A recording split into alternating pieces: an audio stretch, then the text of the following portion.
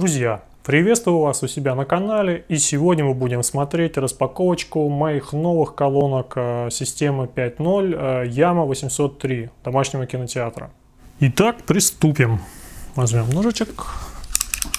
Так, заказал я эти колоночки в Москве, в конторе AV Sound под Новый год. В общем-то, целый год у меня были для домашнего кинотеатра колоночки от конторы SVN Audio из 2000-х годов.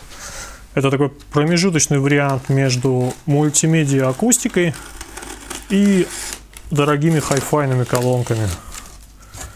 Так, сейчас мы их распакуем и посмотрим, что же у нас здесь внутри находится.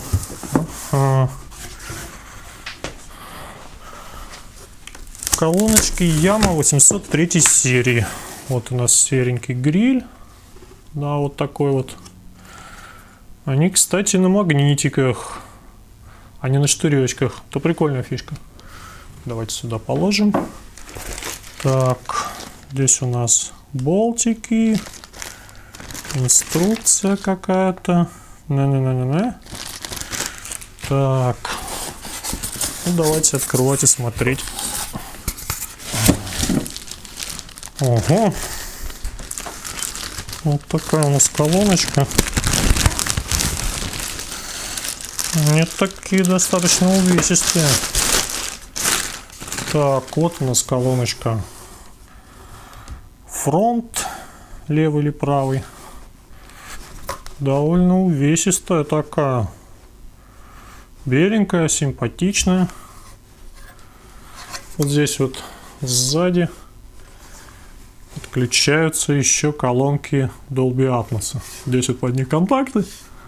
Это фишка 8 серии Yamaha для домашних кинотеатров. У них у всех у таких 803, 807, 809 сверху расположены контакты для дополнительной Atmos колонки, которая ставится прямо сюда.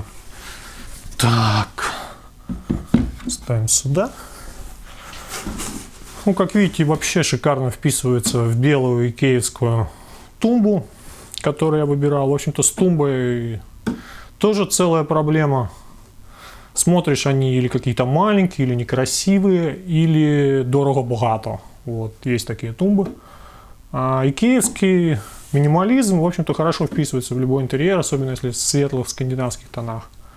Вот, и нам нужна была акустика, которая бы хорошо вписывалась в интерьер. Вот эти колонки как нельзя лучше подходят к такой обстановочке.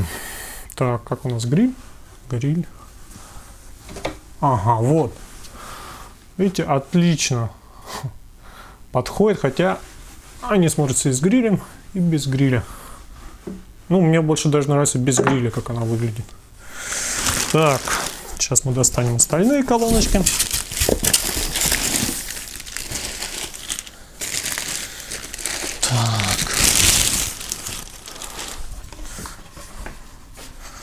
Еще одна. Давайте гриль приставлю.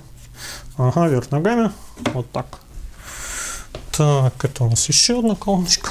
Что, кстати, у них интересно, они кажутся точно прямоугольными, но на самом деле, видите, у них идет скос. То есть они спереди, у них размер меньше, чем сзади. Вот, это такая у них фишечка специальная, чтобы они не смотрелись слишком громоздкими. Вот. Это у нас тыловые колоночки 801. Видите, какая милота. Малюсенькие, симпатичные. Ножки уже сразу приклеены все. Сзади порт фазоинвертора, клеммы для подключения, левый и правый, для подключения акустики к ресиверу. Вот. У каждой есть серийный номер, 50 Вт, сопротивление 8 Ом. Вот, кстати, почему я брал колоночки Yamaha 803 серии, а не DALI Spectre 2. Изучая характеристики и прочие моменты, я понял, что вот эти вот колоночки для домашнего кинотеатра подойдут наилучшим образом. Почему? Потому что у них высокая чувствительность, сопротивление 8 Ом. Для начальных ресиверов они подойдут как нельзя лучше для домашнего кинотеатра. У DALI Spectre чуйка у колонок поменьше, играть они будут тише и не так отзывчивы. Чтобы их раскачать, нужно приобрести ресивер хотя бы средней категории или высокой. Соответственно, это дополнительные траты. Вот. Пока у меня бюджет был либо на рез новый, либо на аудиосистему. Поэтому я выбрал аудиосистему. Это у нас грили для тыловых колоночек. Так, вот она такая. Тоже у нее, видите, купольный твиттер, 4-дюймовые динамики, средние, низкочастотные. Хотя суть какая? Вот, допустим, если с начальным ресивером подключает полочную акустику, то отыгрывает все равно низкие частоты у нас сабвуфер в кино. Вот. Если брать небольшое помещение, как у меня, до 20 квадратных метров напольники, то они, скорее всего, будут резонировать в вашем помещении. Вот у меня здесь, например, тоже идет немножко эхо. Вот, надо будет над этим еще немножко поработать. Ну, ресивер отчасти, конечно, убирает эти моменты, но не до конца. Вот. И получается, напольники будут гудеть, скорее всего. То есть бас будет не такой, как он нужно в кино, а будет многократное переотражение в комнате и гудение. Напольники дают более напористый звук, более мощный, более масштабный. Соответственно, в небольшом помещении будут многократные переотражения, гудение баса, прочие недостатки. И колонки у вас просто, скорее всего, будут играть не очень. А так как на начальных ресиверах все равно бас низкой частоты играет сабвуфер, то, в общем-то, наилучший выбор — это полочные колоночки, которые будут детально отыгрывать верха и середину, и саб, который будет отыгрывать низкие частоты. В общем, для фильмов это вот и для небольших помещений это лучший вариант. Но, в принципе, вам никто не запрещает купить напольные колонки и попробовать. Возможно, вам понравится, или вы не будете слушать на большой громкости, резонансов не будет. Или будет хорошее предложение на вторичном рынке по напольникам, например, незадорого будет отдавать какой-то комплект, и вы можете его взять. Так, давайте я распакую центральный канал. Так, вот от него гриль. От центрального канала. Вот такой он. Серая ткань. Вообще вся стилистика у этой серии выполнена в таком икеевском стиле. То есть они, конечно, отлично сочетаются. Вот еще диванчик в такой же ткани, и будет вообще как будто из одного комплекта брали. Так, ого, тяжеленько, центральный. Ну, понятное дело, центральный канал у нас самое тяжелое. Пустяки. Как же его достать-то отсюда? Фокус. Ну, в общем, центральный канал — это у нас такая колоночка. Здесь у нас твиттер для высоких частот и 2 5-дюймовых динамика, отыгрывающие средние и немного низкие частоты, да? Вот у нас сзади для крепления выведен фазоинвертор, который еще Герц 10 добавляет, клемму для крепления и такие ножички. В общем-то, вся серия акустики выполнена, чтобы спереди смотреться миниатюрно, вот, скосы, а сзади она расширяется. Вот, то есть она сделана наискось, вот так вот, видите. Это специально такая фишечка, чтобы они смотрелись более миниатюрно, а играли на больший объем. Так, здесь у нас товарный чек. Вот он. Я брал в AV Sound. В общем, контора хорошая, мне понравилось. Я с ними списался в магазине на Авито. Вот. Спросил по цене, сколько стоит. И они мне сделали скидочку хорошую. То есть так у них и вообще везде по Яндексу колоночки стоят порядка 42-43 тысяч этот комплект стоит. Вот. Мне они перед Новым годом продали за 35 тысяч все это дело. То есть я спокойненько им перевел на карточку деньги. Вот. Они мне в этот же день все подтвердили. Отправили курьером, отправили все это дело в транспортную компанию. И через пару дней меня уже дома курьер все это привез в мой город. Так что, в общем-то, можете заказывать. Ссылочку я оставлю в описании. Ну, я посмотрел перед этим, конечно, отзывы. Вот, что контора хорошая, многие так заказывали. Вот, различные провода, акустические системы, усилители, ресиверы.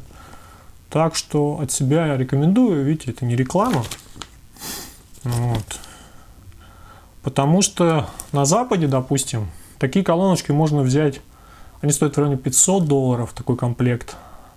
Бывает на Амазоне распродажа, и их можно урвать за $250, за $200. У нас вообще таких цен не бывает. Пока у нас через таможню пройдет, пока у нас это накрутки. И у нас даже как бы начальная акустика, да, для домашних кинотеатров, как вот это вот, стоит каких-то, ну, блин, неприличных денег уже получается. Понятно, конечно, что для кого-то там это, ну, ерунда. Они спокойно покупают себе акустику за 300 тысяч, за 500 000, да, вот ресивер, там усилок, колоночки стерео, все за 500 000, это вообще ерунда для них. Вот, но мы-то с вами, в общем-то, простые люди, нам довольно сложно или невозможно за такие цены покупать акустику, да, другие совершенно проблемы и вопросы, там надо кормить семью, ребенка одевать и все такое прочее. Друзья, по этому поводу сниму для вас очень скоро новые обзоры, видеоролики, где я расскажу о доступных колоночках, буквально вот напишу свой пример вот по своему аудио, да, они буквально вот 5.0 на вторичке сейчас стоит в районе 5000 рублей. То есть за 5000 рублей у вас будет полноценная акустика 5.0. Согласитесь, это, ну, смешная цена, саундбара даже столько не стоит, которая, ну, сильно будет уступать даже вот таким колоночкам. Они, я говорю, на вторичке это 514 HT Sven Audio. Вот, хорошая двухполосная система, центральный канал, да, центральный, фронты и тылы. Обойдется вам буквально в 5000 рублей. Вы можете купить ресивер, опять же, от там 4-5 тысяч рублей, и сабик от 4000, 4-5 тысяч рублей. Буквально за 15 тысяч рублей у вас будет уже полноценный домашний кинотеатр с ресивером. Это, ну, ребята, отлично. Если взять какой-нибудь за 15 тысяч рублей новый саундбар, да, включить, то он в чистую проиграет везде такому комплекту. Это будет полноценный 5.1 у вас с низкочастотным, который хорошо отыгрывает. Ну, на свои деньги, разумеется, за 15 тысяч это домашний кинотеатр, это же вообще шикарно. Вот. Так что скоро я вам сниму с примерами, какие я для себя выделил хорошие модели. Расскажу, какие модели лучше взять, с чего начать, под разную ценовую категорию. Понятное дело, что когда вы уже знаете, да, какие лучше ресиверы, какие лучше модели, колонок и прочего, вы, конечно, берете, просто приобретаете ту или иную модель, да. А когда вы только начинающий, вы же еще не знаете, да, вот купили там себе там телевизор, да, там, или вот проектор, захотели устроить домашний кинотеатр, вот, настоящий, да, 5.1. А с чего начать? Каких-то обзоров нет, информации почти нет. И вы даже не знаете, что делать. Вам на форумах скажут, дотянись до большего, купи более дорогой ресивер. Вот. И спросите про колонки за 300 тысяч, он скажет, покупай за 100 тысяч лучше колонки, вот так вот. А ты там, ну, 30 тысяч, да, не можешь себе позволить. Они тебе говорят, да покупай за 100, усилок еще за 150 там. И это, а когда ты купишь, придешь, скажешь, ребят, смотрите, вот я собрал систему своей мечты. А он скажет, это дрова, тебе нужна колонка за 300 тысяч, усилок за 300 тысяч, там, провода еще за 100 тысяч, вот тогда будет играть. И когда вы придете даже с таким, вам опять скажут, нет, это кто-нибудь вам всегда скажет, что это дрова. Это называется аудиофилия, это бесконечный процесс. И, в общем-то, суть какая? вы покупаете колоночки, да, какие-то определенную систему строите, слушайте и радуйтесь. Вот. Если вам это будет хватать на годы вперед, отлично, это вообще супер. Вот. Если вы уже начинаете слышать, что вам не хватает там низких частот, да, там какого-то более плотного баса, там еще каких-то высоких, там средних, вы смотрите ту аппаратуру, которая вам это дает, и приобретаете ее. Вот. Если вы, как бы, вас устраивает та аппаратура начальная, которую вы купили, вам, в общем-то, не надо прыгать и никого слушать, что вот в это что-то как-то не так играет, надо более дорогую купить. Вот. Если вас устраивает, это отлично.